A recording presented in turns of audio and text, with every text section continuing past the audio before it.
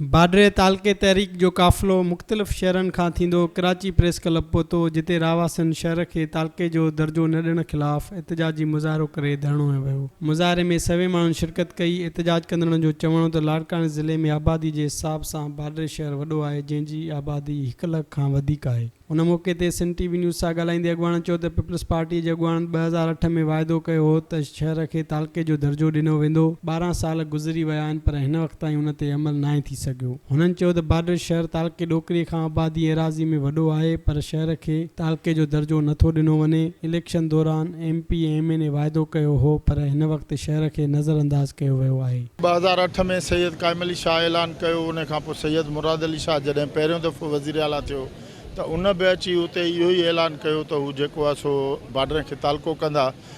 DC वटि DC खां पोइ पेपर वर्क कंप्लीट थी सिंध सेक्रेटरेट आई, हींअर CM हाउस मौजूदु आहे, पर उहो सिर्फ़ु नोटिफिकेशन निकिरणो आहे, जेको न पियो निकिरे ऐं इहो तहतुल असांखे 2008 खां हींअर ताईं नज़र पियो अचे। असांजो हिकिड़ो जाइज़ मुतालबो आहे, जंहिंजो 2 दफ़ा असांखे पको आसरो बि ॾिनो वियो आहे। हिकिड़े दफ़े त ईअं बि थियो त मिठाई बि विराई वई त सुभाणे नोटिफिकेशन ईंदो, पर उहो नोटिफिकेशन बाडरनि जी बजाए नसीराबाद जो अची वियो हुयो ऐं बाकराणनि जो।